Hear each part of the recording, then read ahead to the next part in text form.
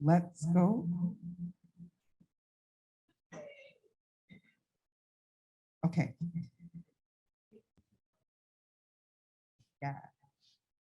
Okay, I said it already. Thank you so much.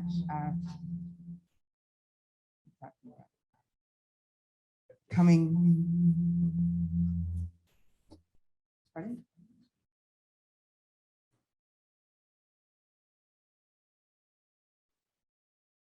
that better?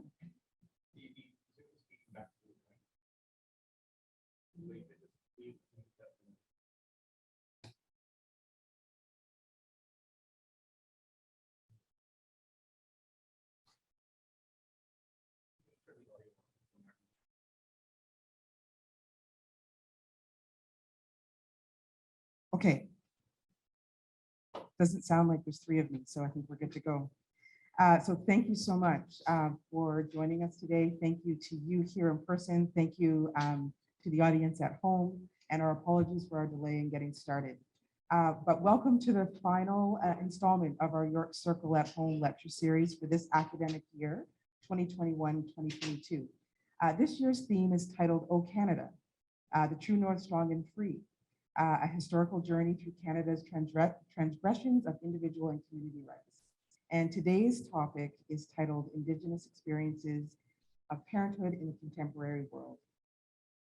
My name is Carrie Williams. I'm the Associate Director of Alumni Events, and I accept the responsibility to acknowledge the land that we are on. Although we are not all in the same location, we recognize many Indigenous nations have longstanding relationships with the territories upon which York University campuses are located that precede the establishment of the institution. York acknowledges its presence on the traditional territory of many Indigenous nations. The area known as Takranto has been caretaken by the Anishinaabe Nation, the Haudenosaunee Confederacy, and the Huron-Wendat, and it is now home to many First Nation, Inuit, and Métis communities. We also acknowledge the current treaty holders, the Mississaugas of the Credit First Nation. This territory is subject to the Dish with One Spoon Wampum Belt Covenant, which is an agreement to peaceably care and share for the Great Lakes region. We offered you the option, the choice to experience today's lecture either virtually or in person.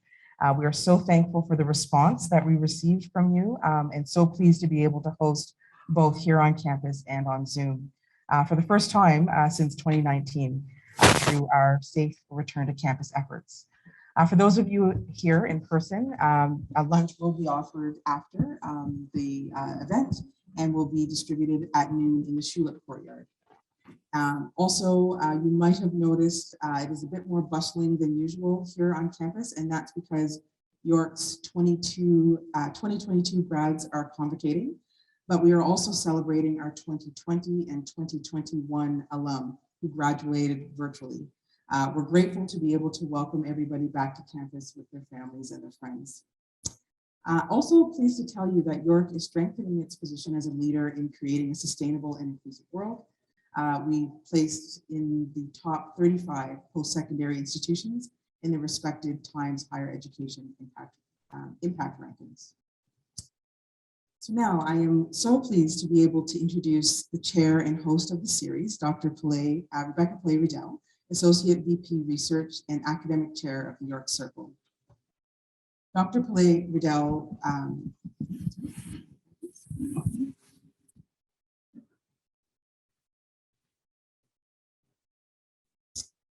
is Special Advisor to the President of Faculty Relations and Equity and Academic Chair of the York Circle. She's also a professor in York's Faculty of Health, a pediatric pain researcher and clinical psychologist. She is a member of the Royal Society of Canada and a fellow of the Canadian Academy of Health Sciences. An internationally acclaimed researcher, she leads the OUCH Lab, which stands for Opportunities to Understand Childhood Hurt, where she seeks to reduce pain in child health. So it is my pleasure to welcome Dr. Pillai Riddell. Thank you so much.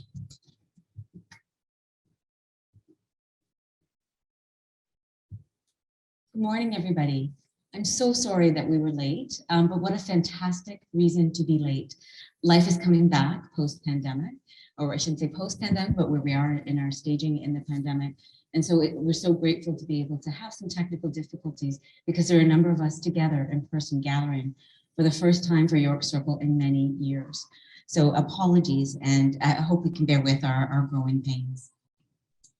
So I'm honored to help bring together multidisciplinary panelists to dissect and discuss the 4 themes that we brought together this year, which relate to our overarching topic across the academic year.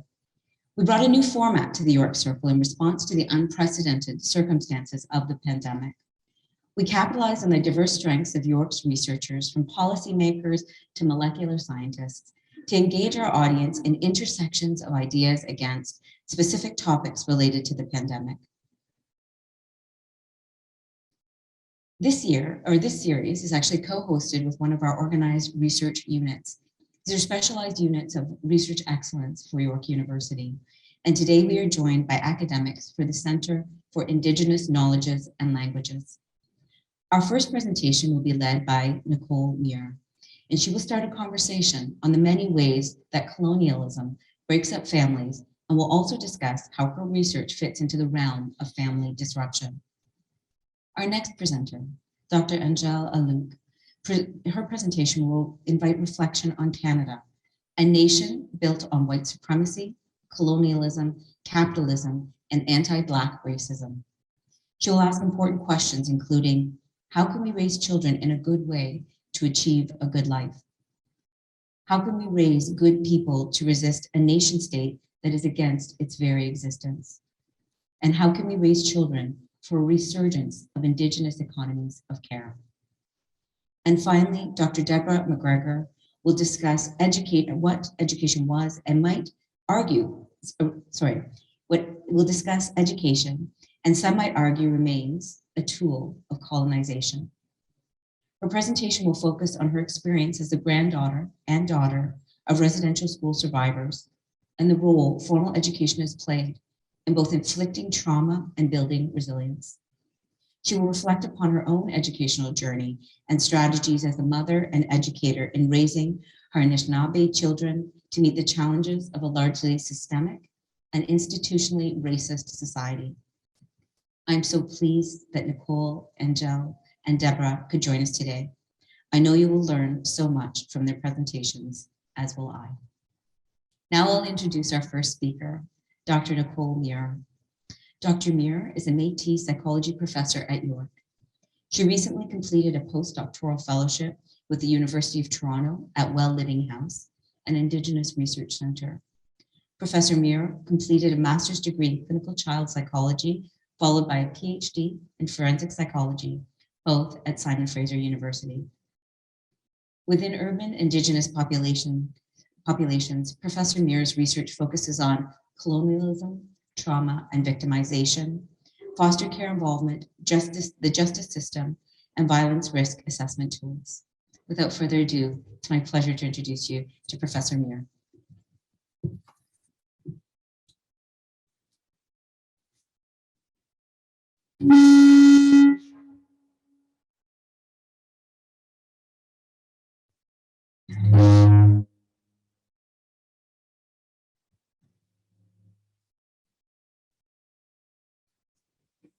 Good morning, everyone. Thank you for coming. It's really nice to actually lecture to real people as opposed to being on Zoom. I'm really pleased that you were able to come. Here.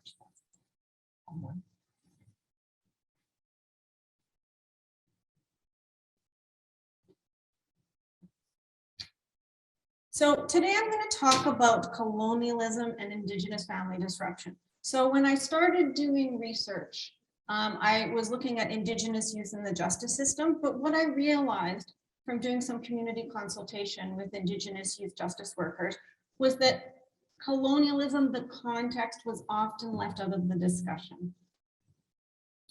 So I'm going to introduce myself, then I will talk a bit about colonialism and how it's a context for family disruption. And then I'll talk a little bit about some of my research. I realize I only have 15 minutes. So I'm Métis from Saskatchewan. I have roots in the Red River in Manitoba. My mom's family is Métis. My dad's family is settler. So in 2008, I worked at Native Child and Family Services. So I worked in Indigenous child protection. I was on the prevention team, so I tried to help keep families at home safely. Then I worked at Anishinaabe Health. I was a traditional counselor and an addictions worker. So what I saw in both of those workplaces, supporting Indigenous families, really speaks to the research that I do now. Then I went to Simon Fraser University. I did a postdoc at Well Living House, and actually I'm going to talk about some of the research that I did there.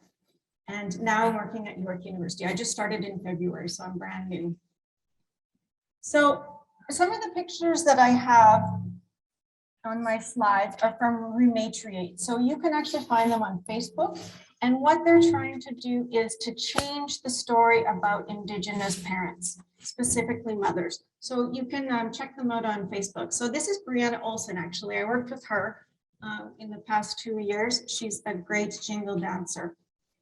So what I'm going to start with is really thinking about changing the context. So instead of looking at the individual as the cause of the problem, we're going to start to look at context as what contributes to the problem for Indigenous people. So here I want to shift the deficits away from the individual and allow us to instead look at their resilience, but also to look at colonialism and how it factors in. So I think what a lot of people don't understand necessarily is that colonialism, when we think about colonialism, we often think about the past. So like resource exploitation, residential school syndrome, racism, but really colonialism affects Indigenous people on a day-to-day level. So it's made real in Indigenous people in our day-to-day lives. So now I'm going to jump into colonialism. Please excuse me, I'm going to go fast. I only chose a few pieces of colonialism. There's so much. But what I want to do is just to help you to think more broadly and to understand some of these pathways. And when we understand these pathways, then there are more ways that we can put in interventions. So abuse and neglect was often experienced for the first time in residential schools. And that's something that people don't often necessarily realize. So when an Indigenous child went into residential school, they experienced abuse and neglect. But this is really interesting research by Amy Bombay. She's Anishinaabe, and she found that if you had a parent that attended residential school, you had increased risk for adult suicidal ideation and attempts, and particularly for Indigenous female youth, their suicidal ideation went up. So that's important to think about suicide because that is another way that families are disrupted. We lose family members to suicide. Indigenous fathers, there's actually not a lot of research on Indigenous fathers, but the research that there is, so almost 90% of this study, Indigenous fathers said, they talked about interrupted transmission of parenting because of residential school. So parenting skills that were modeled in residential school were institutional, often abusive, and Western patriarchal. So very different from parenting that's traditionally taught in Indigenous communities. One of the things I really want to talk about is lateral violence. I actually study violence and the prediction of violence in Indigenous youth. So lateral violence is physical, emotional, or psychological abuse.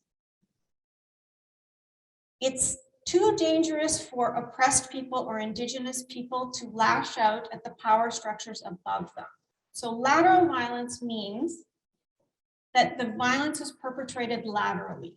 So sometimes I hear, well, why do Indigenous people, why are they so violent to each other? This is lateral violence. And residential schools are actually cited as the cause for lateral violence. And again, this is Amy Bombay research. She does great research on residential school. I believe her parents or grandparents attended residential school. So in residential school, the students were made to feel powerless, or they were explicitly taught or forced to perpetrate violence over their peers. And whoops, this actually continues. So it's with residential school survivors and in communities, it's quite pervasive. So this can be bullying, this can be physical, emotional, or psychological. So this is really an important thing to look at when you're looking at violence, when you're looking at crime. So if lateral violence is experienced, then it is a pathway to the justice system because maybe that individual will be charged. It is also a pathway for mental health issues because if you experience bullying, you can become depressed or anxious or have PTSD.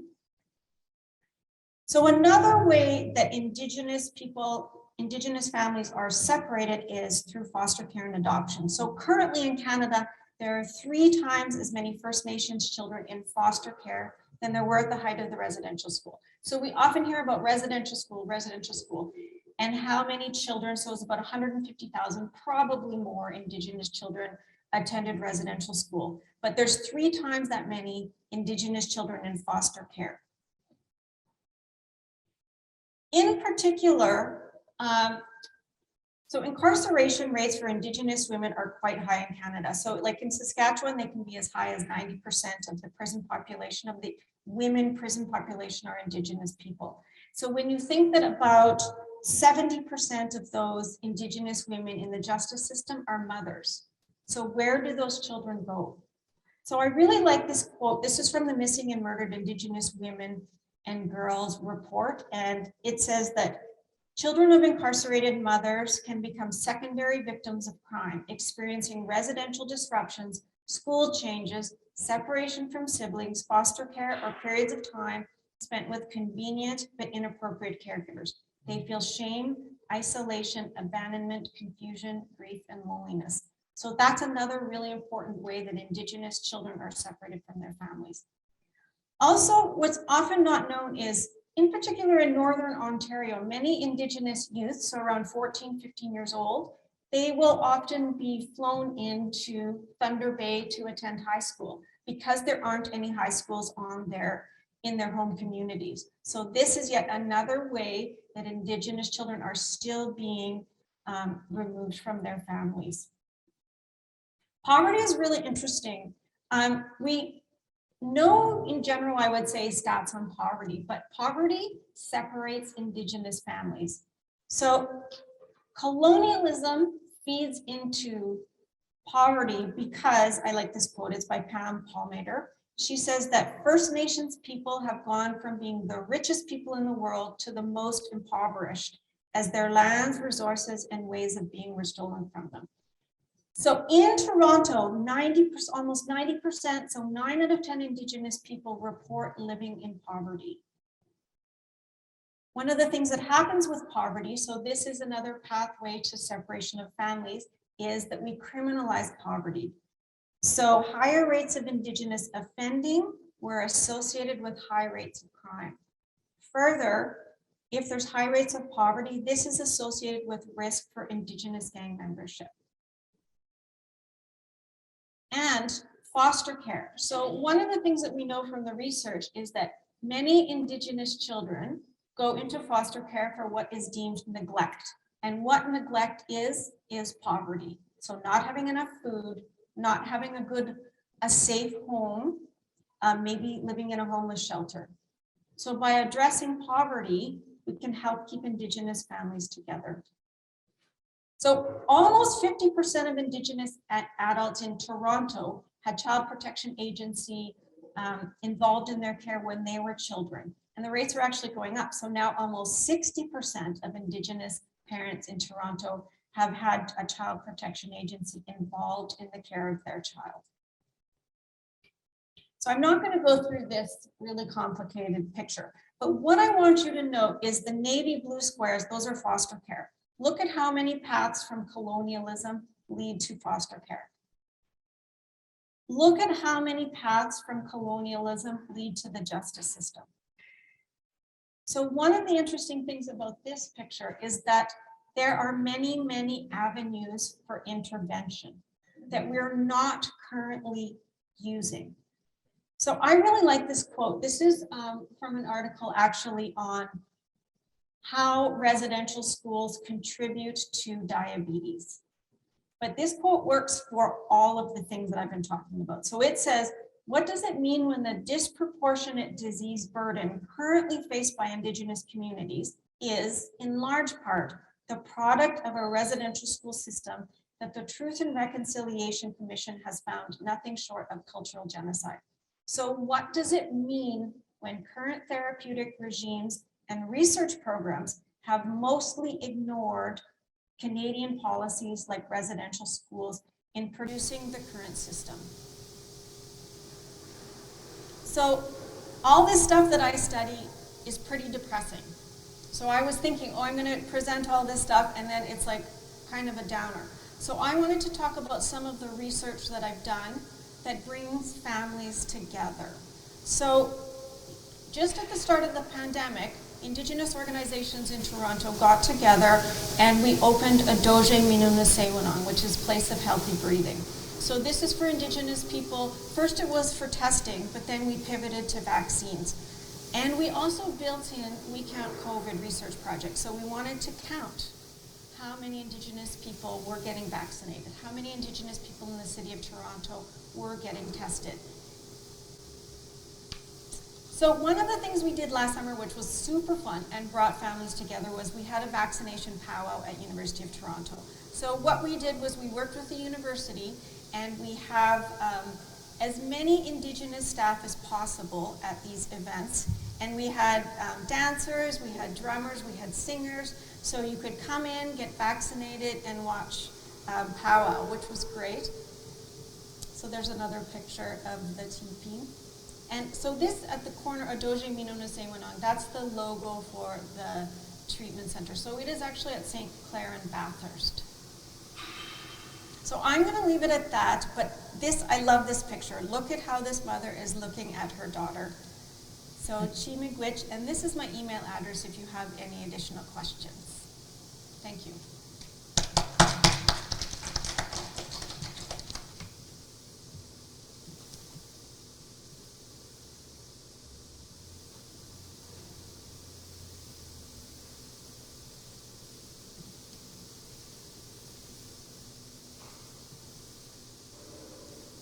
Thank you.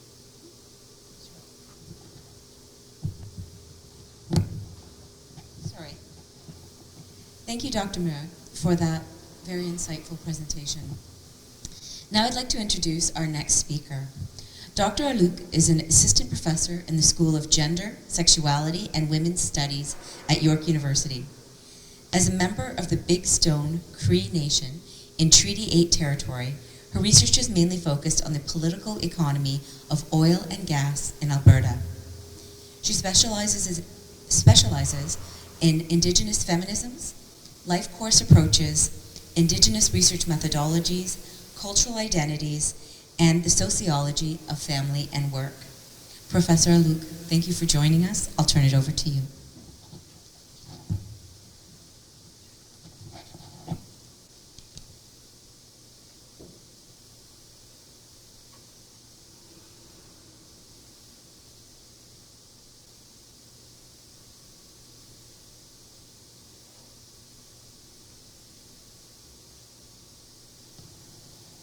Can you hear me? Okay. All right, welcome everyone. So the title of my talk today is a bunch of long Cree words, so I'm going to break them down, but I will be talking about Mio Abagamahausuin, which is raising up your children in a good way, Igwa, and Mio Bematsuin, living in a good way. And I will also be talking about raising children to live a good life and build a caring world. So before I begin, I need to introduce myself, Danse. I'm the daughter of Donald and Bertha Aluk from Big Stone Cree Nation. I'm also the mother of 3 children. I have a bonus son who's 19 and a daughter who's 14 and a son that's 7. I'm going to be talking about my parenting, but I'll at the same time trying to respect the privacy of my children, so I'm not sharing any images or their names with them. I'm also married.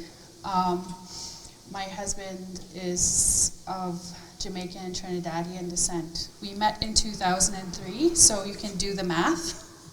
We've been together a long time. And often we talk about how both of our families, because of my history of colonialism in my family and the history of enslaved peoples in his family, how we've both experienced intergenerational trauma and how we're trying to break those cycles. Actually, both of our fathers went to Anglican boarding schools. His father went to a boarding school in Jamaica, and my father went to an Anglican residential school in Canada. So we kind of see the impact of colonialism on both sides of our family. I'll be talking about my research and my parenting, and I'm going to be using bell hooks to kind of guide some of what I have to talk about, and I'll be using Cree laws of caring.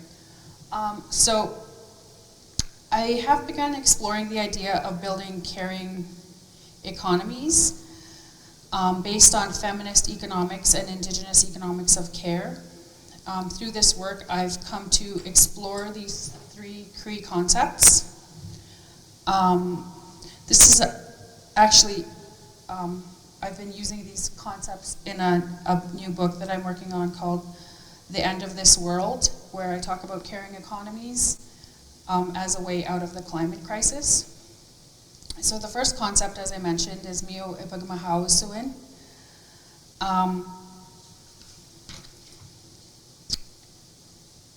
Hold on, I have notes here. Oh no, is it in the back? Okay.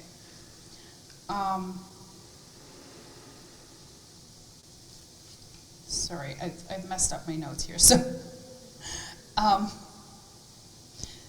okay, so I'm going to start by talking about this concept, Mio Ipagmahawasuin.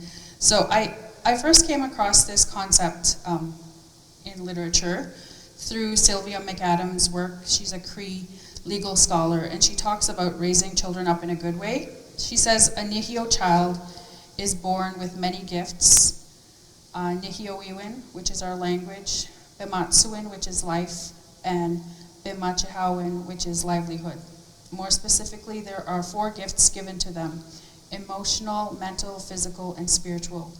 All 4 have to be in balance with each other, utilizing the Nihio laws as the foundation at all times. So Mio Ipagmahawasuin directs parents to raise their children to become lawful Nihio Cree citizens for their respective nations from cradle to death. Their responsibilities do not end when the child reaches a certain age. It is a lifelong responsibility. She also talks about how Nihio children are raised with obligations to the community.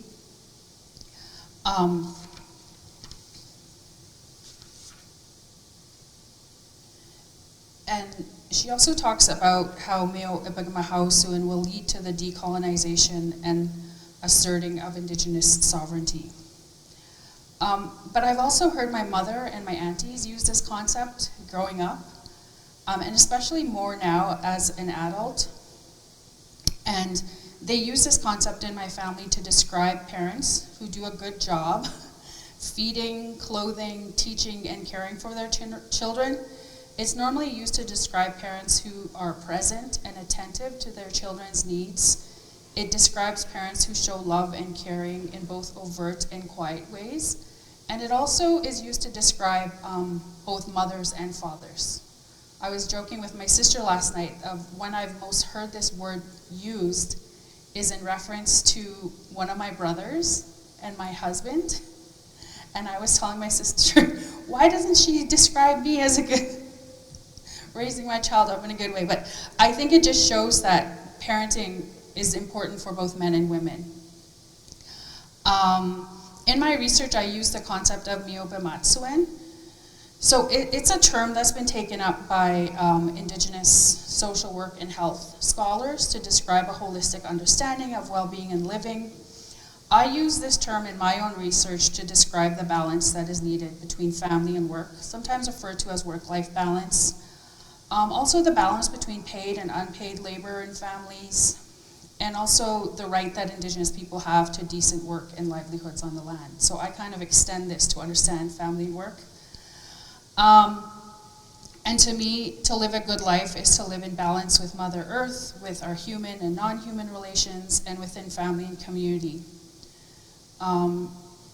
It also, to me, means a balance between the genders, between the feminine and masculine energies, and respecting the roles that women and men and non-binary folks do in community. So I really come to explore this concept in my research. And Sagi Dawin means to love. It's just it's one of the Cree laws. I also understand it's one of the grandfather teachings in Anishinaabe culture. It's pronounced Zagitin, I understand, in Anishinaabe-Moan. But in Cree, it's a funny word because Sagi is the verb. Sagi Dawin is kind of like the act of loving, to be loved and to love others. It also describes showing affection and caring to your significant others. It's also about mutual love. In my family, with my children and husband, we often use the term gisagiten. And to break down that word, it means I love you, would be the English way to say it. But in Cree, it actually means you are loved by me. So gia, you, sagi, are loved. Dawin, like, you're presently loved by me, I guess would be the direct translation. So we often use this concept in my family, and I'm going to bring it up a bit in a moment. So I'm so glad that Dr. Muir described the impact of colonialism on family. These were also things that I explored in my dissertation research. I specifically looked at how the Indian Act, through the gender discrimination in the Indian Act, divided families, how women could no longer be in their communities if they married outside of their community. I looked at residential schools, and I also looked at the child welfare system, which she explained very well, so I'm not going to go through all of this. But I will say that under these systems, it was not a good life for our children. Children were not raised in a good way, and there was no love, which goes against Cree laws of caring and raising children. However, my dissertation research actually showed that despite these colonial powers that attempted to destroy the Indigenous family, Cree understandings of family and caring for the child persisted. So I interviewed young Indigenous adults about their choices in school and work, which I thought was pretty straightforward as a sociologist, but actually Cree understandings of family were very central to these decisions. Through this research, I learned that the well-being and future of our children is central to the choices in school, work, and whether one chooses to live on reserve or in the city.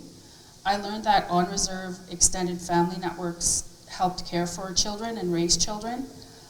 In urban Indigenous families, I learned that parents made choices to build healthy family networks in the city, sometimes leaving some of that lateral violence that they were experiencing on reserve. So through my research, I learned that, we are able to be resistant and resilient to these colonial systems through Indigenous family, and that really the child and the child's well-being is central to economic, social decisions that families make. I'm a bit of a socialist. I come from the labor movement. I also really love bell hooks, and especially because I have Black Indigenous children. I, recently have discovered some of bell hooks' writing on love, and I think it's really revolutionary against these systems of oppression. So I have there a quote from bell hooks. and what she describes as love as a practice of freedom. So I'm gonna be a Cree person and just tell a bunch of stories now while incorporating this theory. So, and please don't laugh at me, but sometimes the first thing I say to my children in the morning is, wake up, the revolution begins today and you're needed. And sometimes at bedtime I say, go to bed, get good rest. The revolution begins tomorrow. And I say this jokingly, but, and my kids laugh. They're like, what are we doing in the revolution, Mom? But also realizing that to live their best lives as Black Indigenous children, being their best selves is a revolutionary act.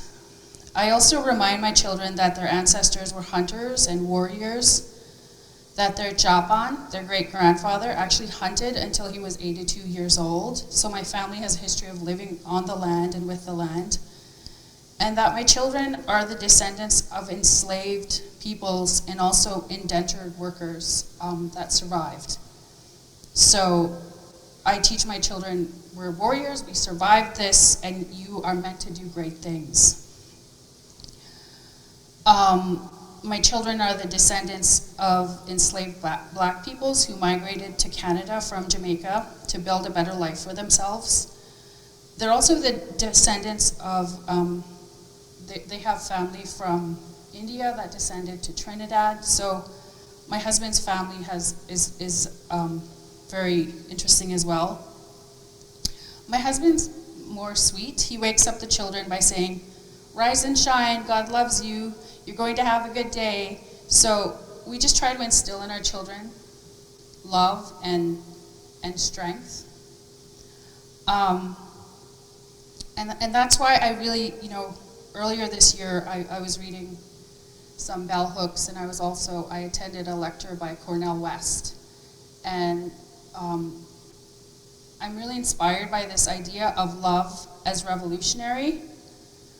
And I'll just read part of her quote. She says, as long as we refuse to address fully the place of love in struggles for liberation, we will not be able to create a culture of conversion where there is a mass turning away from an ethic of domination.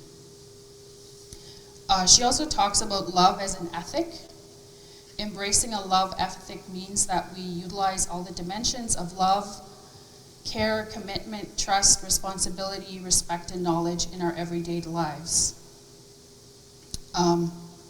And that this is how we should live our lives. So I was raised on reserve. And again, I'm going to tell a story. That's just how I guess I am as a Cree person. So I was raised on reserve, actually in a very Christian Cree family. I was also always fascinated by the teachings of love in the Bible, like the Song of Solomon and Corinthians 13, and the teachings Jesus had about love and charity. I'm not here to preach in a Christian way right now, but as an adult, as I think about decolonization and move away from those biblical teachings and try to understand Cree teachings about love, I realized that I was raised with this Cree ethic of love and caring. I was raised among many aunties and uncles. There was always food and laughter. I was raised around many Gukums and Muslims, grandmothers and grandfathers. Every gathering I was told, this is your Gukum, this is your Muslim, this is your auntie. I didn't just have my two grandparents, I had several grandparents in the community, tons of cousins around me. I was always fed properly with food from the land, and I was taught by my mother and grandmother that one's duty is to care for the most vulnerable in the community. And I spent hours as a teenager beside my aunties and mothers cooking and serving others at funerals and gatherings. I was taught to always feed the elders first, and I was taught to always give, and that material things didn't really matter as much as our relations to others. Sometimes I find it hard to reconcile and understand the love I received from a family impacted from residential schools with not much affection, but a lot of care from community. So somehow I was taught with these Cree ethics of love, of caring, sharing, and reciprocity. And again, I'm sorry I have to share another story. I'm taking up too much time, but I have a funny story actually. A couple years ago, I was at a conference and I was with a dear Métis colleague, and he was wearing this floral gukum scarf, and I told him, "Oh, that's a really nice scarf, I like it." And he turned to me and he said, "Oh, I know what that means when a Cree person tells you they admire something. You're asking me if you can have it." And I was like, no, I'm not. I was just actually admiring it. And I was just admiring it. And he said, "Oh no, I know that it is a Cree way, the Cree way to share. So I'll give it to you. So sometime in the future you can give me something else." So that's kind of the way I was raised. I actually also, wanted to talk about residential schools just a tiny bit, because it's hard to explain to your children what this means and the impact that it has intergenerationally. So one day my son and I were talking to his Muslim, and he said, before he said goodbye to his Muslim, he said, "I love you." And I wanted to tell him how special that moment was to his Muslim. I said, before Muslim had grandkids, he didn't used to say, "I love you." I said, yeah, it wasn't until Muslim had 4 grandsons that he learned to say, "I love you." It was actually your cousin that finally taught Muslim it was okay to say, "I love you." Your cousin taught Muslim to say, "I love you" when he says hello and goodbye every time he saw him. So then my son replies, "So what did Muslim say before that? Did he just tell people he hated them?" And we giggled and I replied, "No, he just wouldn't say that because he had a hard time saying "I love you" because he was raised in residential school and he was taken from his mom when he was little." And then I told him, but even though his mom did love him, and she loved him so much that she woke up every morning at 5 a.m., walked around the lake to get to the residential school where she worked as a seamstress just so she could be near her kids. Even though she couldn't talk to them or care for them, she was there every day. So he was loved, but he just didn't know how to say it. And he also learned to give good hugs and say "I love you" once he became a grandfather. And I'm just going to tell one more story and I'll stop because I just have way too many stories. So another time I was with Napisis, my little boy, and he said, "Mommy, is it illegal to put kids in jail? And can kids be put in jail?" So I replied, "Well, there are juvenile detention centers," and I explained to him that kids have to commit horrible crimes before entering these places. So we discussed horrible crimes and how terrible a child would have to be for this to happen, or the severity of, the crime. And then he asks another question. He said, "Well, then why did they let residential schools happen? They were like prisons. Kids were taken from their families even though they didn't do anything bad." He said, "I wonder if Muslim thought residential schools were like prisons."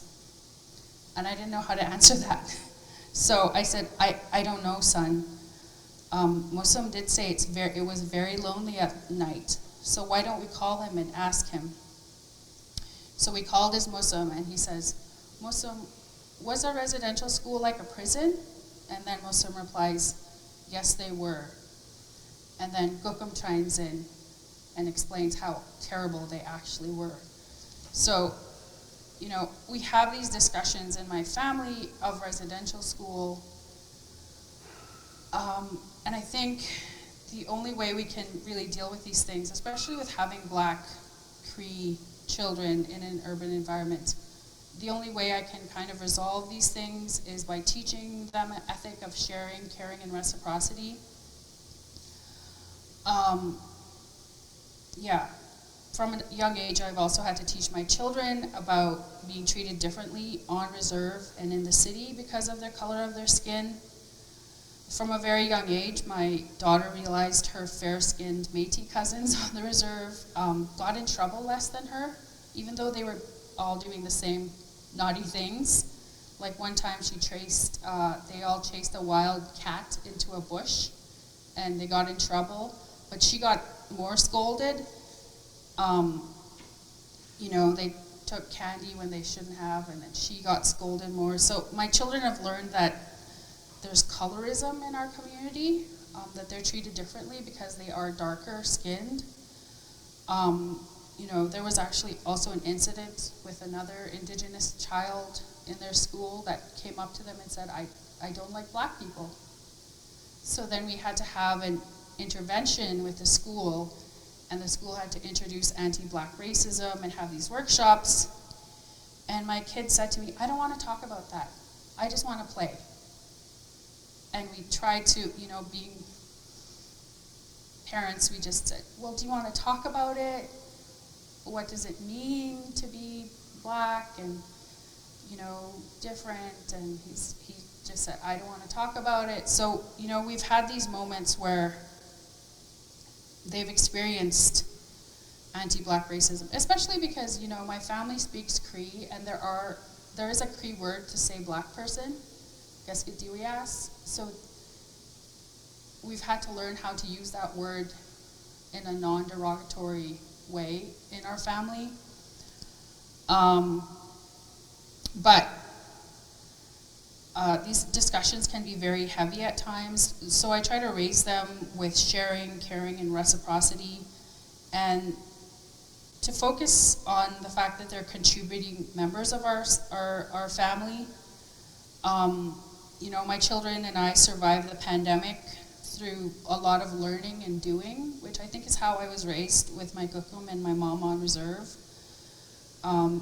As a professor, I have some class privilege, so I filled our house with books and art and baking supplies, and all through the pandemic we baked and painted and sketched and knitted, built art out of clay and recycled materials.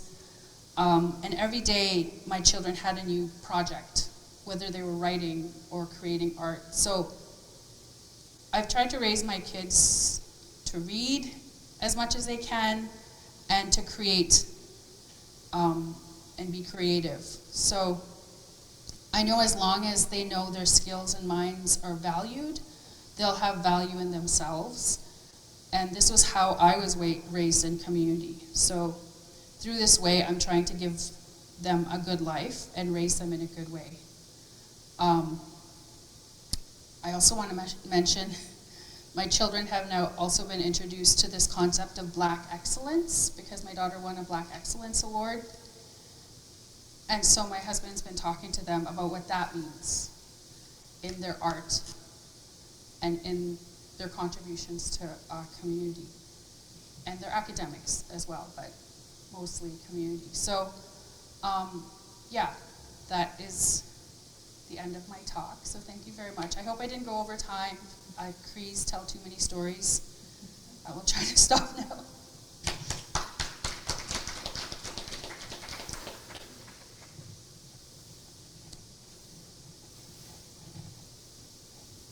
Thank you, Dr. Aluk, for sharing your stories on love, the Cree love ethic, and never apologize for sharing those stories, because they absolutely have to be heard, especially this month in Indigenous History Month. So thank you so much for sharing. Now I'd like to welcome our final speaker, Dr. Deborah McGregor. Dr. McGregor is an Associate Professor and Canada Research Chair in Indigenous Environmental Justice at York University. Her research has focused on Indigenous knowledge and legal systems and their various applications in diverse contexts, including water and environmental governance, environmental and climate justice, health and environment, and sustainability. Dr. McGregor will be joining us online. Thank you. Good morning, everyone.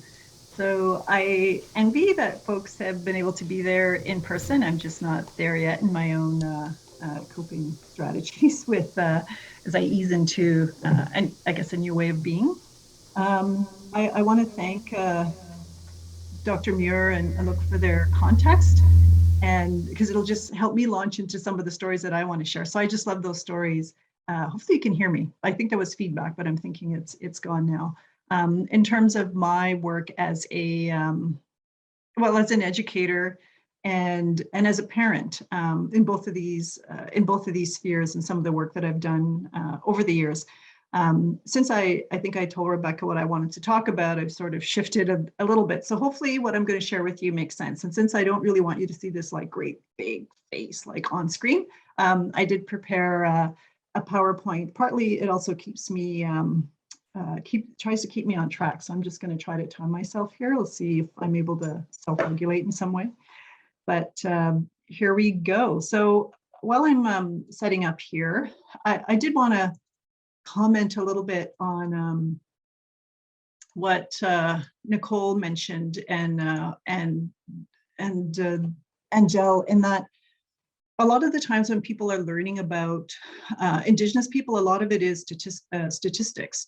Sometimes I would go to conferences and there'd all be these statistics about just how horrible everything is for Indigenous people. Sometimes over lunch, I remember being at one conference, I'm like, this is not like appetizing in any way to kind of hear about these statistics all the time.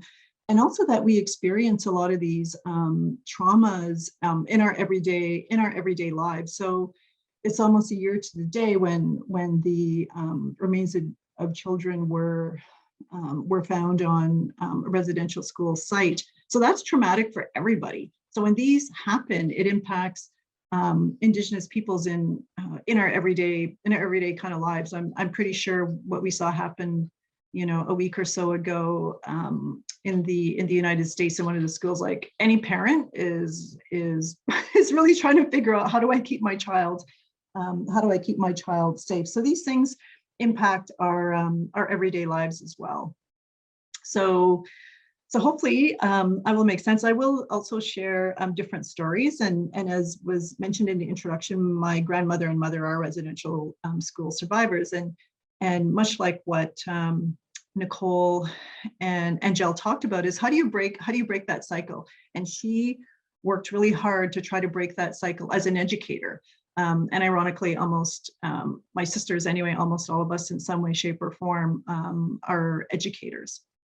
So some parts I can go through a little bit more quickly, because thankfully my fellow panelists covered some of the context of colonial history. But I always like to start with Indigenous peoples. We're always here for thousands of years. So I'm in Toronto right now. So I live and work in my own territory. I'm an Anishinaabe person. And so we had our own ways, we had our own laws and our own knowledge and our own ways of living sustainably on these, on the lands that we are on, and with each other. So really the way that we were raising our children, the way that we were parents, is really, really most of our history. The history of colonization has actually been more recent. And a lot of our knowledge enabled us to live sustainably with all of creation. As I was thinking about this presentation, I thought back to some of the work that I do in education. And one of them was the very first sort of document in Canada that was an assertion of self-determination was Indian control of Indian education. That's what people said back in the 70s, in 1972.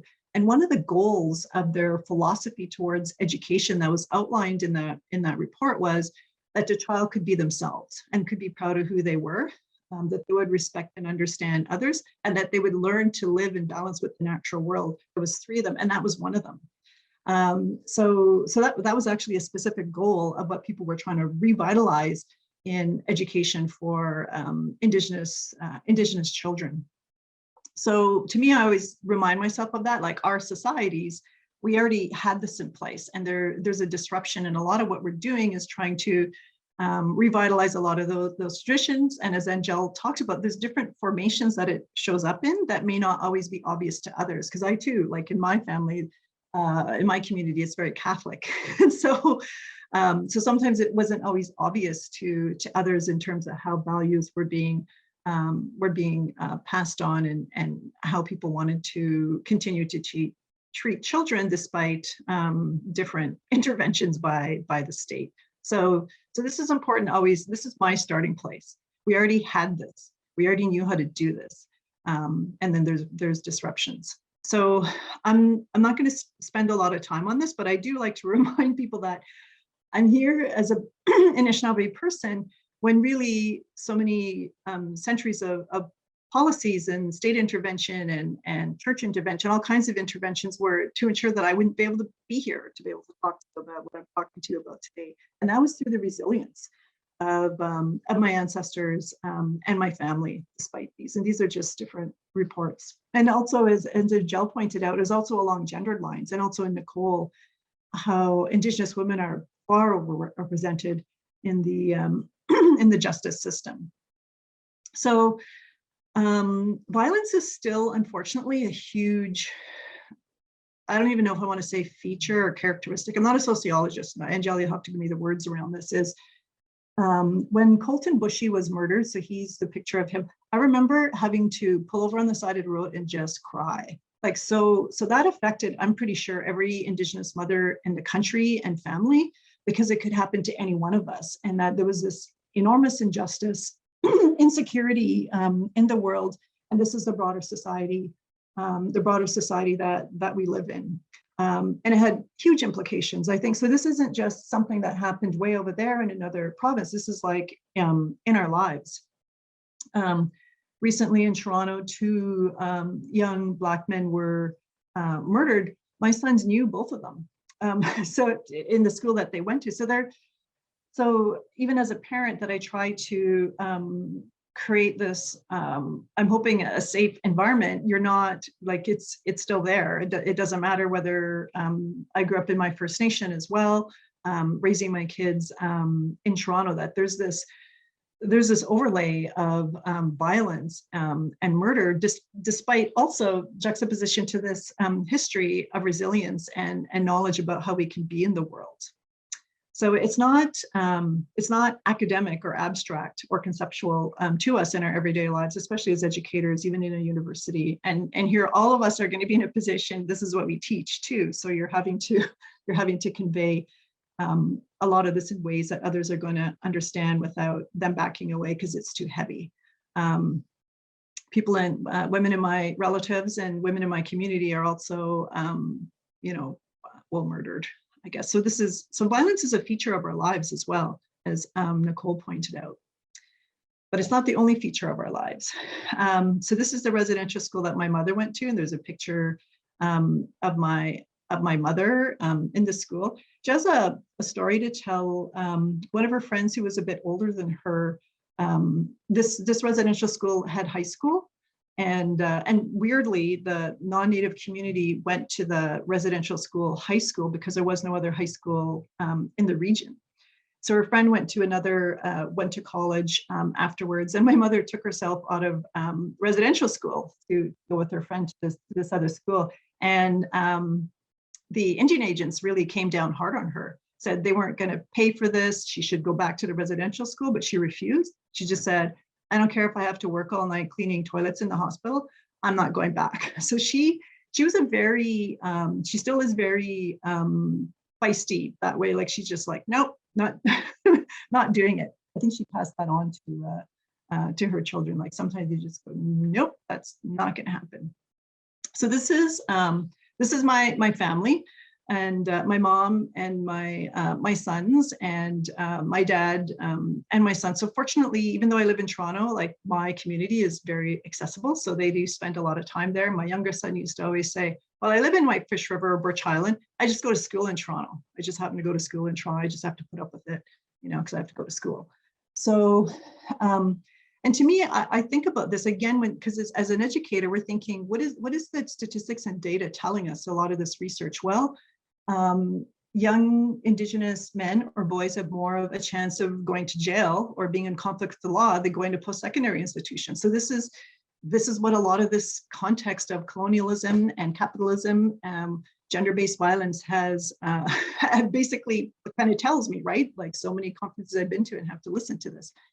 But they didn't. And again, similar to Angela, it's because of the strength of my family, in particular, my mother and my father in a different way that I learned from them.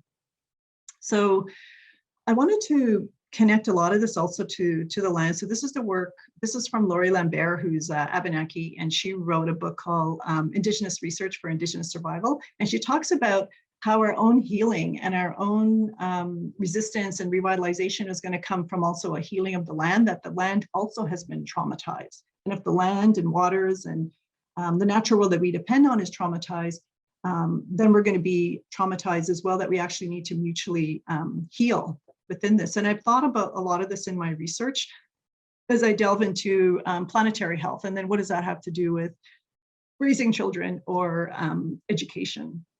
So there needs to be a healing of the earth as well. And a lot of communities engage in this kind of work, water walks or on the land camps. So there's a lot of work that's going on in communities to enable this to happen.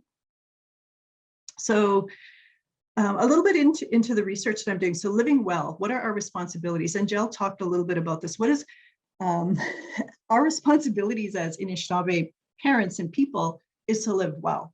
We have an obligation and responsibility. We have a set of laws and practices and that enable us to be able to live well. And what are these? What does it mean to, like, we actually have a responsibility to be well, to ourselves and to others and to the natural world. This concept extends out to the natural world.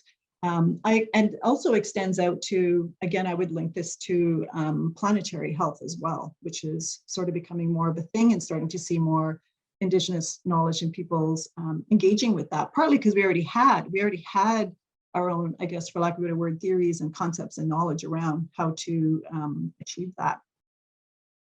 So this is an article from the UN Declaration on the Rights of Indigenous People. It's an interesting way, like, to me, I tend to focus on the responsibilities of future generations. Obviously, it's very focused on rights and support of self-determination. But how do you raise your children to think about future generations when they're young themselves? And I used to always remind them that we're all descendants, but we're also ancestors. Like, I'm not fluent in the language in the way that Angel is, but we have concepts for how you can be in the moment, but you're also thinking about your past and you're also thinking about the present, but you're also thinking about future generations. So you're like, it's embedded within the language and knowledge to think about these. So even when you're young, you're also thinking about, you know, I'm going to be an ancestor because I'm a descendant. What does this mean for how I'm going to be in the world? So that's my niece in the sugar bush. We have a sugar camp, my family calls it. So our traditional activities continue. So this is where I just want to refer a little bit to the report that came before TRC and Murdered, Missing, and Indigenous Women's and Girls coming out, you know, over the last 10 years was the Royal Commission on Aboriginal People in 1996. So this is after the Oka crisis. Maybe some of you were old enough to remember that. And the main finding out of that report was that colonial and then later Canadian policy in relation to Indigenous people to solve the Indigenous problem failed. It never worked. It never helped Indigenous peoples at all. So I thought, well, here we are. I'm talking to you as part of the Anishinaabe Nation. And it was our own knowledge and our own traditions and our own concepts of wellness and well-being that enabled us to be able to survive. Other people's interventions don't tend to work out all that well for us. And I think we continue to see that. Perhaps the reconciliation agenda will help with that. But generally, it's been our own knowledge and our own way of life that's enabled us to be able to survive and ideally flourish to the present day. So Angel talked about this concept. So I work with it a lot in my work, whether it's health, whether it's environment, whether it's law, Namadzuin, so living a good life. And this idea that it doesn't just apply to people, it extends out to the natural world, it extends to the ancestors, the spirit world, and out to future generations. So you think about the knowledge that's required to enable that. So it's a huge concept, but it's really central to what we're striving for. We're always trying to strive for this good life, not and for all life. Like, our purpose is to support life. That's what our knowledge and laws and governance is geared towards. So again, I see that again linked to planetary well-being. So Zagaduin, so this Robin Kimmerer wrote a book called Braiding Sweetgrass. I recommend folks read it. So she talked about, and I'm not gonna, Angel did a fantastic job talking about why love is such a big concept in Indigenous people's lives. And she talked about how this love that we have also comes from the earth itself. To think about that the earth also loves us, that there's this relationship or reciprocity. Again, these foundations for how we're going to be in the world and the broader world, and the kind of contributions we're going to make to hopefully life, because as you know, things aren't looking so well in terms of planetary health, in terms of climate, ecological, biodiversity, but there's a lot that Indigenous peoples have to offer to us by recognizing the agency of the earth itself. These I just included in here because these are just different Indigenous concepts of health. You'll always notice that they're in a circle and they extend out to the natural world. It isn't just institutions and things that people do. It's a lot broader than that. I'm not married to either one of these. I just like to show that, like, this is what people visually start to conceptualize what these ideas of well-being are. So planetary well-being, what does this have to do with Indigenous education? So as I mentioned, the 1972 report on Indigenous or Indian education that came out of the National Indian Brotherhood, living well with the earth, living in harmony with the earth, people sharing Indigenous knowledge, the ability to be able to share that, and for children to learn that, to know who they are to know who other people are, was central. It was like one of the three main objectives of the education that they wanted for children to have, which they didn't get in residential schools.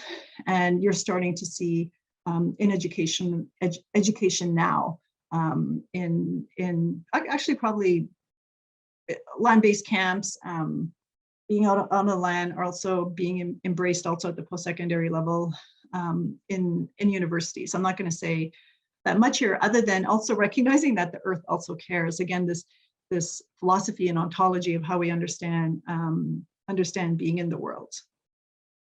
So imagining our future is based on love. So this was a workshop that I facilitated, this image with elders and youth, and it was on climate change and trying to understand what our climate future might look like. And the young people were doing art, and then love came up. Like, how do we show our love for the earth? Like, that's a central climate action strategy of Indigenous peoples.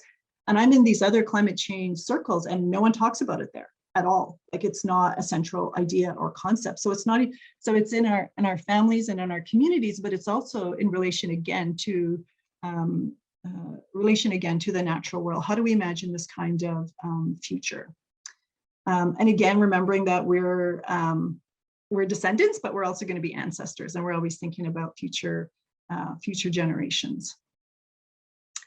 So I want to end on a note of hope, but I'm just going to share a couple of stories from like Angel did. I can't help myself. I raised my kids and they were in the public school system in Toronto, and I often found that they had the burden of trying to decolonize their own education, and also trying to indigenize it, often through their own projects. Like if there was something assigned, they would try to indigenize that curriculum themselves, either through their papers or different projects or whatever field trips that they would take. But also there were moments when they had to learn to be maybe advocates or activists might be a word for that, to generate change within the schools. When my younger son was, maybe he was grade 6 or 7, there were Toronto's Toronto, some newcomers, I believe from the Philippines, came into the school, and the two girls, the twins, didn't speak a word of English. And the teacher told them that they could not speak their language in the class. They couldn't speak to each other, speak their language. My son got all up in arms about this because he knows about my mother's residential school experience, not like forbidden and punished for speaking the language, although she herself maintained it, but she didn't teach it. She didn't pass it on because she was told that we would benefit more as her children if we spoke English. Of course, now we know that's not the case. About it's better to have multiple languages, right? So, so he had led a little delegation down to the principal's office to say this was inappropriate. So he gathered up his friends But there had to be an intervention on the part of my husband and I, because the school didn't know, like they didn't know about residential schools. They didn't know why this was something to be really upset about. And then they eventually did have, I think it was, they did the blanket exercise with the teachers, so they would be a bit more sensitive to for anybody actually. So this was his intervention that was going to help other children that were marginalized within the school. Same thing when my other son was in high school. This was during Idle No More, so it was a lot of like, as these things go, there's backlash, and again there had to be an intervention. We had to ask the Toronto Education TDSB Resource Center to intervene in terms of education in the school, not only with the teachers but also with the students. He was hearing a lot of this from the students. So there had to be these kind of interventions on our part. During when it was hunting, we'd have to go meet with his teachers and just say, look, this is important culturally. And like Angel, part of the reason why we were able to have these, in my view, effective interventions was because we had privilege. My husband's a teacher. I would make sure I sent my email from, if I was at the University of Toronto, where I was before I joined York, from the University of Toronto or from Osgoode Hall Law School, and that got their attention. That's not the case for a lot of parents who wouldn't feel empowered to be able to engage in the kind of advocacy that's required. And that's when you need institutions and others to be able to do that if they're not empowered to do so. So here I wanted to talk about a couple of programs. I did get permission from my son to do this because he often presents with me actually. And so he created this program called Standing Bear when he worked for the Ontario Indigenous Sport and Wellness Association. And it was based on talking to youth. And actually this was very controversial to have a standing bear, because the non-Indigenous people, basically they were white people, because it wasn't Black people or other people who were saying this. They thought bears were really violent, horrible creatures because they didn't know anything about the bear. And but when the bear is standing, it's looking around. It's and the bear will defend itself. It will defend its young, but out of love for them. It's not like they're running around being violent, right? Assaulting. So they had lots of problems with calling this standing bear. But he came up with this program and this logo and this title for it by engaging with elders, by going to different cultural gatherings. So it was very culturally informed, but it was very hard for him to be able to do that. And this whole program is based on priorities that were identified by talking to 500 youth. Partly when the North American Indigenous Games were held at York University in 2017, there was 5,000 youth from all over North America who were there. And they identified strong minds as being their priority. So he created this amazing program. So he's taking everything that he's learned, a lot of even the traumatic things that he would have experienced in school and from others, and tried to create this program that would empower youth. This is more, so it's again started by this group of youth that he worked with. And again, their overall commitment was to life. Again, our commitment is to support the continuance of life. This game, The Beautiful Place, he just actually created. He's going to be actually piloting it or testing it with different youth and folks that are interested at York in a couple of weeks, I think. He got people to sign up from the Indigenous student powwow that was held a few weeks ago on campus. And so this game that he created is based on the 7 life stages of the Anishinaabe. And what it is so we created it with other youth and artists.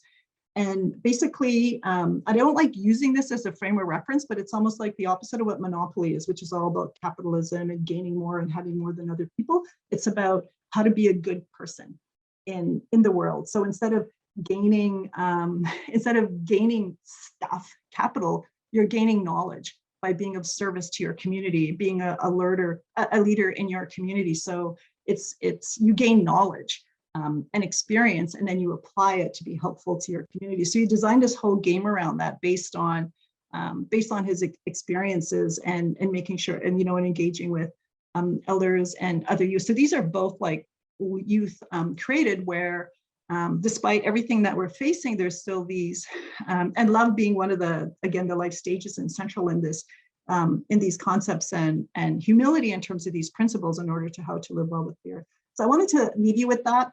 I'm not creative in any way. I'm so busy, like most of you, usually trying to get through the day and get through emails, that I don't have a lot of time to be creative. But I feel thankful that I have children who are creative and have taken what they've learned from their family, even negative experiences in school, to figure out how to negotiate, navigate your way through that, to still be creative and to still see hope, and to want to contribute to the well-being of future generations. So I'll stop there. And I'm looking forward to chatting with you more. And that did take longer. I was trying to time myself, but it's very hard to jam this in. But I want to thank my other speakers, and apologies if I took up way too much space on them. So Chimigwech to you all for coming and listening.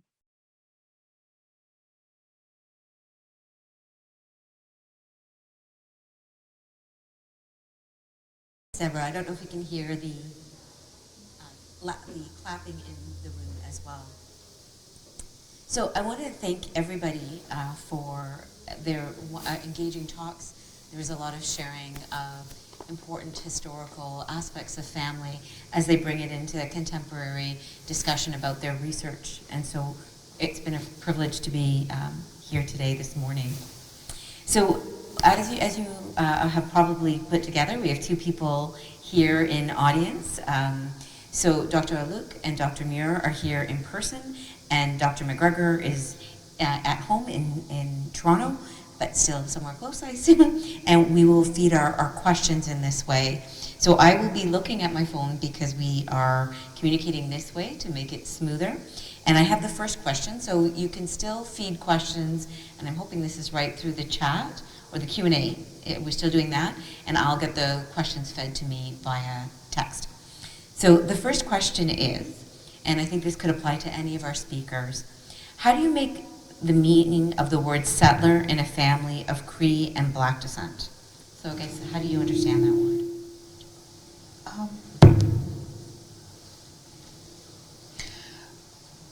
I'm just checking my mic. Okay, it's on. That's a really great question, because, you know, my husband's family migrated here from the Caribbean,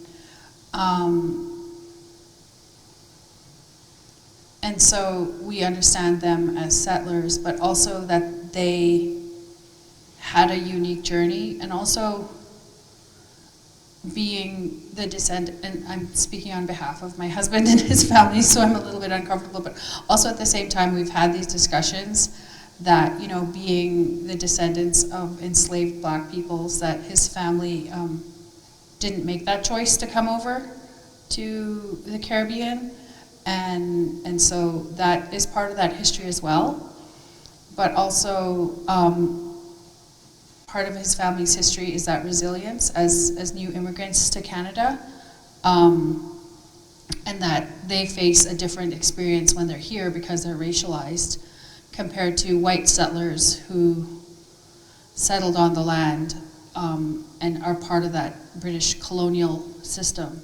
So it is a very complicated question and answer, because I think there's different understandings of settler, and also understanding that part of my family's history is of Métis heritage. And so both my grandmothers were Métis, and so understanding that I have somewhere down the line settler ancestors, and so yeah, those are very complicated discussions in my family. Oh, sorry. I don't know if people could hear me. Dr. Muir, Dr. McGregor, did you want to comment at all on the term? And there's actually a few questions that have come through about meanings of the words from your perspective to teach us about settler, indigeneity, and decolonize. And for our audience to help understand those words if they're not as fluent, and what it could mean to them as well from your perspective. I'll just answer one of those things.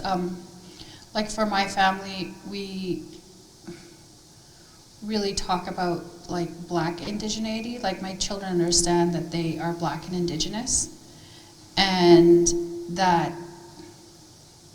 there are Indigenous people especially at Bigstone Cree Nation. There's a lot of fair-skinned Métis in my family, but now there's also a lot of intermarrying with the Black community. So we have cousins on the reserve that are very fair and very dark, but that it's not about the skin color, it's about our relationship to the community and our families that makes them Indigenous. So, and my children also, are raised around their grandparents.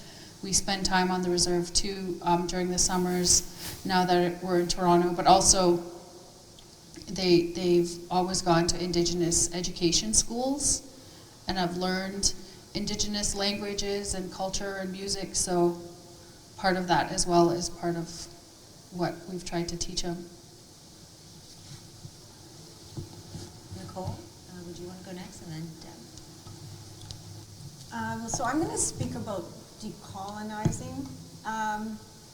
That's a huge concept, and I'm sure everyone would define it differently. But for me, I think just doing this research, and like my family is Métis, and we're from Saskatchewan. We're actually from where my mom is from, where Colton Boucher was murdered, and so when she was young, so 75 years ago, they would not admit to being Indigenous because, if now it's safe, it's unsafe to be Indigenous in that area. 75 years ago, it was just as unsafe or more so.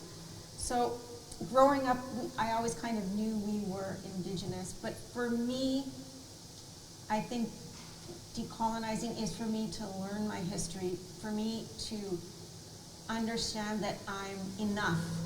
When you're Métis, it's difficult because you might look white, or you might, it's colorism. So decolonizing is understanding how colonialism separated me from my culture, and I had no choice in that. So when I teach and when I have Indigenous clients, I try to explain for them to understand how colonialism has affected their day-to-day lives. Because it's very important to understand your culture, but it's very important to understand that some things were out of your control. And some things, like colonialism, really restricted choice. So that's what decolonizing means to me, is to have Indigenous people have the right, have the space, and have the support to learn what's happened to them. Which, Deb, would you like to take any? Yeah, those are great. Those are fantastic questions, and thank you, Angela and Nicole, for your intervention. So, my name's McGregor, and if I were at home, I'd be looking out at McGregor Bay. So obviously there was settler in my background. I think with the way I try to convey it is that it's not binary. Like a lot of the times, it's kind of presented that way. Even academic literature kind of conveys that, like there's always this kind of binary, but really most Indigenous people in Canada have settler ancestry. That's just, so that's something that we always have to deal with too. But in teaching, most people I'm teaching are settlers, whether by choice or not, as Angel pointed out. And I try to convey that it doesn't, you still have responsibilities through treaty or other kind of arrangements to try to live well here and understand what that means and contribute to broader well-being of peoples. You're not off the hook in terms of those obligations, but we didn't refer to our, I didn't refer to my McGregor ancestors or Bocage or Reclay ancestors, because there's also French, as settlers. They were just like my family and relatives, and they came from these other places, and in this case, intermarried into Indigenous communities prior to the Indian Act, where the women would have lost their status, right? So that's how I kind of think about it. But the way I think about it academically and teaching is different than how I would deal with it in my own kind of family. We're pretty comfortable with McGregor. Like, I know the clan, I know the plaid. So like we bought it to learn this. In terms of decolonization, like really, like growing up in, like my mom doesn't sit around and talk about decolonization, and neither did my dad. Like it just, like those are very academic, but what people were doing, I guess what we would call decolonizing was, I would have been growing up in the in the late 60s and 70s when revitalization was becoming like Indian power was, rights and that kind of thing. So there was this real revitalization at the time. And so people that would have been, I guess you could call it decolonizing, like trying to learn language, doing land-based. My family never lost that. Like that was always there. I wouldn't call that decolonizing because it wasn't colonized. So it continued. So I think where I mostly see it is more in the formal institutions. That's where you need to see it, like either in band council of governance or in the local school in the community. Because when my mother taught there, she was a principal, she's an educator for 30 years. So they were told they had to teach religious instruction. And then they're also teaching language. All the teachers were fluent. And then finally that left because that wasn't really what parents wanted in terms of in the school, in the community. So that would be like a decolonizing kind of effort within the school, but people didn't call it that, but that's kind of what it was. For indigeneity, again, those are really good. Those are good questions because like in my case, I understand myself to be Anishinaabe. That's how I raised my children, but it's so politicized now that, and I was sort of almost laughing to myself because again, in this time of the 60s and 70s, when people were taught to, like a lot of people pretended they weren't Indigenous because there was just so much racism and just couldn't get jobs. You weren't going to get housing. And so, but then, people started to become Indian again. And in my community and others around, we call it we call them born again Indians. Like they started to like really get into it, right? Part of that revitalization kind of movement. Some people might call it the indigenization and indigeneity, but it's very like a lot of the times as an Indigenous person, you're grappling against generally other people's ideas about what that is. Even in the academy, people have ideas about what that is, and either you conform or you don't. So to me, I see that as a concept that's sort of kind of external to communities that we have to deal with now on a different level. In my experience, we're not generally sitting around saying that. Like we might have questions around like, hey, is that person over there Nish? Like, how are they connected? What are their family connections? That's mostly what we're interested in. Like, what's their family connection to the community, as opposed to this sort of abstract concept of indigeneity. Anyway, I talked way too much. So those are good questions, though, pretty big questions, and that we're still obviously dealing with. I'm going to turn to the audience. A microphone, and I think in the front. So we'll try to take a few questions from the audience in person, and then we'll move to the other ones. Thank you. My ancestry more mirrors Dr. or Professor Pillai's ancestry, but I came from the Caribbean, and there were interaction with Native Indians, the Arawaks and the Native Indians, and there were intermarriages between all the local ethnics with the Amerindians. But there was one point in your presentation that I was interested in particular. You're mentioning that one of your either parents or grandparents lived in the 80s. I'm curious, what is the statistics on morbidity and mortality rates in the Indigenous Canadian population compared to white morbidity and mortality statistics? And specifically, how growing up as children impact their morbidity and mortality statistics. We talk about things like lifestyle choices. Do you use phrases like those in raising kids in an Indigenous environment, for instance? I think maybe Nicole can answer this well, but in my research on Indigenous family, I did look at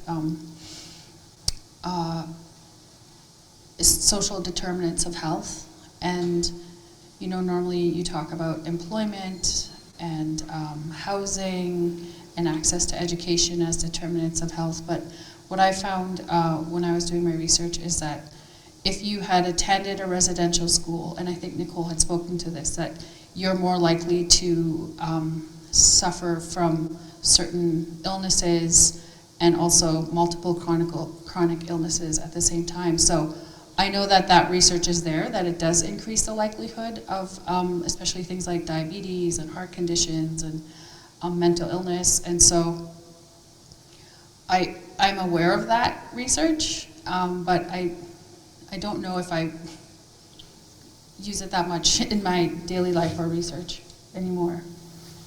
So I'll build off that. Indigenous people do have a shorter life expectancy, especially Inuit, it's lowest, but so maybe like 8 to 10 years. It's quite substantial. But one of the things I know, like I've talked about that study where they looked at diabetes coming from residential schools. So the reason that that is happening is because Indigenous children in residential schools did not have proper nutrition and weren't getting enough calories. So when that happens as a child, you're more likely as an adult to store fat because you grew up with not enough food. And that it's like epigenetics. So it will turn on a switch in your genes and you're more likely to get diabetes. And that diabetes can then be intergenerational. So we know that, you know, she talks about social determinants of health, but for Indigenous people, racism is also a social determinant of health, and Indigenous people experience a lot of racism, systemic discrimination, microaggressions, and that affects your mental health, your physical health as well. So I'll leave it at that. Deb, do you want to? Thank you for your responses. Yeah, there is still a gap in wellness. I would also add to those determinants is also lack of recognition of rights. So people can't go out on the land to go get food that they want or clean water in the way that they. So also lack of basic human rights in a lot of cases also impacts people's health. I think with my kids, what I tend to focus, like they're aware of this because diabetes didn't run big in my family. Until recently, actually, neither my parents or really anybody in their families. It actually started with my siblings, actually, for the first time, and so a lot of it is what they're doing is kind of going back more to how we dealt with this traditionally, which is really kind of interesting. More research coming out in neuroscience in terms of how we would fast, kind of as a way to.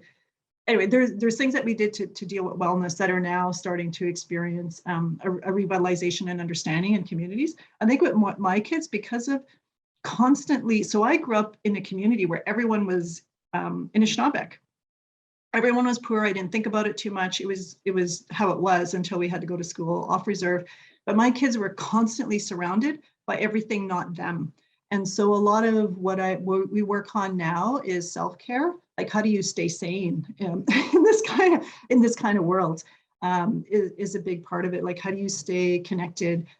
Going home and getting to be on the land and being like going into Sugarbush, being able to go up north when the hunts are there, exercising enough because we were very physically active, like really.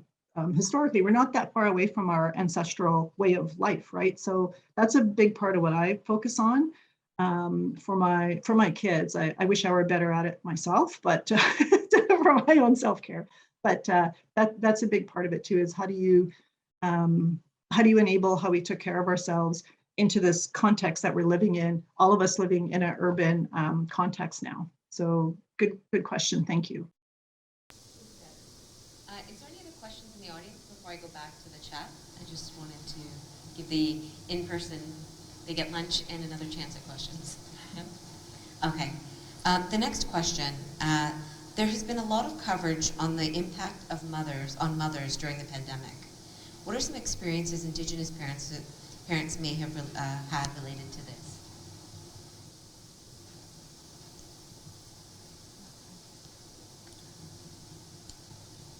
I'll talk a little bit.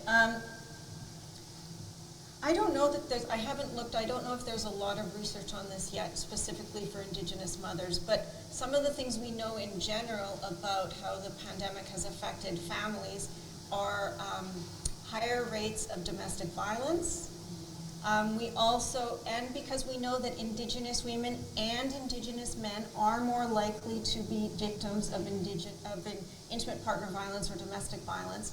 So we can assume that that is possibly happening more. And the other thing that I really worried about during the pandemic is foster care. So if children were, because families were stressed, jobs were lost, in the Indigenous community, they were more likely to get COVID. They were more likely to get more serious COVID.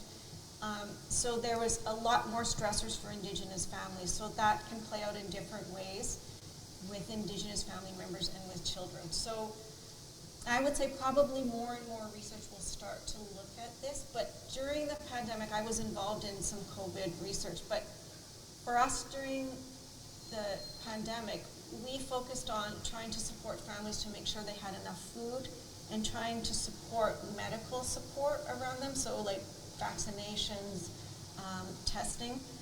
So that was the research group I worked with. That was the main focus, is just kind of trying to get through to survive it. So I think that more and more research will come out. But we know in general mental health for all Canadians has suffered. So I'm assuming this will be the case for Indigenous people as well. Oops. I was also involved in some COVID research. Specifically, I did a study looking at the labor market, and we did a study called Disproportionate Burden with the Canadian Centre for Policy Alternatives, and we looked at the impact that the pandemic had on the employment of Indigenous and racialized workers in Canada. And clearly at the beginning of the pandemic, there was a lot of women left the labor market to care for their children. And there are still women who are still continuing to do that unpaid care work more than prior to the pandemic. But the highest employment losses were mainly by among Indigenous women and Indigenous men who tended to work in retail and service industries, and also men who worked in warehousing and trucking. And there was similar statistics among Black Canadians who also tended to work in service and retail and those essential service jobs. And also a lot of Indigenous and Black workers who were low-wage workers were the first to lose their jobs. And also the highest rates of unemployment were actually among youth workers, but especially Black youth workers. So there was, I think, something like a 30% unemployment rate among Black youth.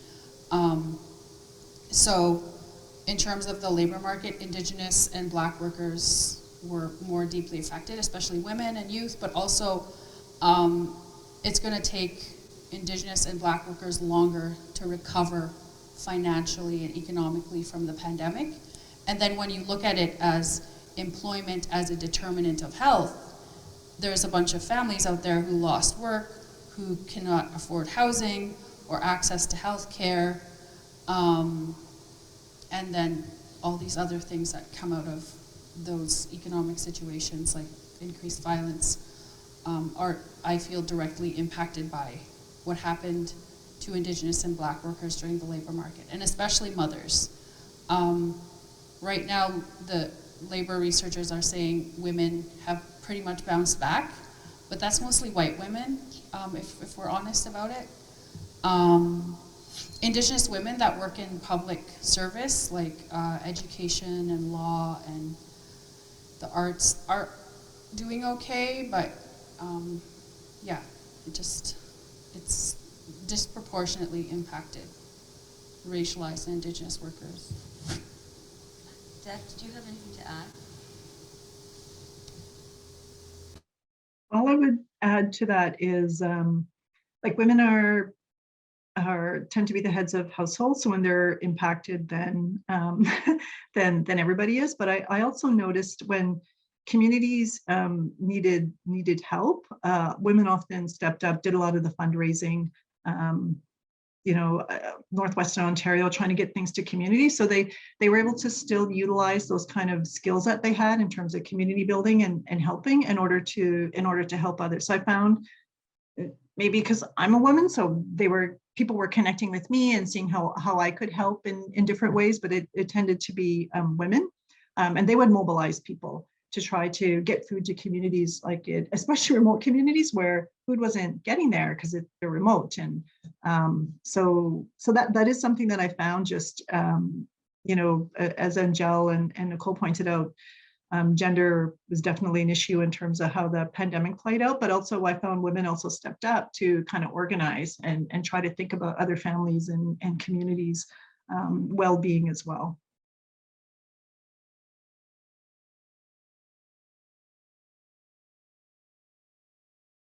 The York Circle audience never fails to want to ask more questions than we are allotted time for. So apologies to all of those, but all of those people whose questions did not get answered. I do want to thank our panelists for being here with us to lead this important discussion. It was an honor for me to host all of you this morning. I will now turn it back to Carrie Williams for a few housekeeping items before we say goodbye. And to Carrie and the rest of her team, the alumni engagement team, thank you for bringing York Circle to life.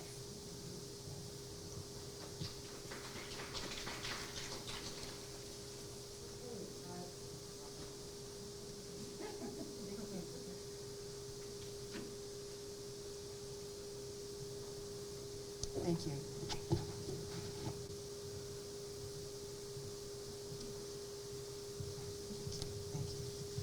So thank you so much, Rebecca. Wanted to let everybody know that Dr. Pillai Riddell is concluding her time as Associate VP Research at York, but is not leaving York by any means. And I want to get this right because I think I might have misspoke at the opening remarks. She's currently the Special Advisor to the President of Faculty Relations in Equity. And in addition to that, she's received a large grant to lead a revolutionary multi-million-dollar research training initiative that will support a more diverse, inclusive, accessible, and transdisciplinary approach to mental health research and training. So with these changes, Rebecca completes her role as academic chair of the York Circle. Dr. Jennifer Steeves has currently been named the Associate Vice President Research, and we are anticipating the announcement of the permanent replacement of this role by the end of this month. And this new AVP will take over as the academic chair for the York Circle, and will continue to work closely with us to continue to showcase our faculty and our research with yourselves. So before we conclude, Rebecca, we do want to give you a sincere thanks for your dedication, your commitment, your leadership, and involvement on the York Circle, particularly over this pandemic time. Rebecca was really clear in helping us to transition and stay connected with you all by transitioning this series online and adjusting it and changing the format a little bit in a way that it still was accessible to you and brought you all of the latest research. So thank you so much for that. And we have a token of appreciation here planned. So thank you so much. Thank you so much. We learned a lot from you. One of the other things that Rebecca did as chair is she recorded some training for professors, because obviously as we got into the pandemic, there was more and more asks to deliver content and for professors to be speaking to the community and stay connected and keep information coming into the community about what was happening. And Rebecca did a recording just to sort of help everybody deliver a lecture in a way that was short and brief and effective, and it could come through well on a Zoom. And she recorded that, and I wanted to share with you that that has life beyond working with academics. Our other speakers and alumni who are doing work and trying to engage are using it as well. So thank you very much. That concludes our proceedings for today. I would like to thank the audience that's on Zoom for joining us. And would invite guests here to join us for lunch in the Shulip Courtyard. We'll be serving a boxed lunch. You may take it with you or eat it here with some space. Thank you all for joining us and for trusting us to come on campus again for the first time since 2019. And we look forward to seeing you again when we start the York Circle in the fall. So thank you very much.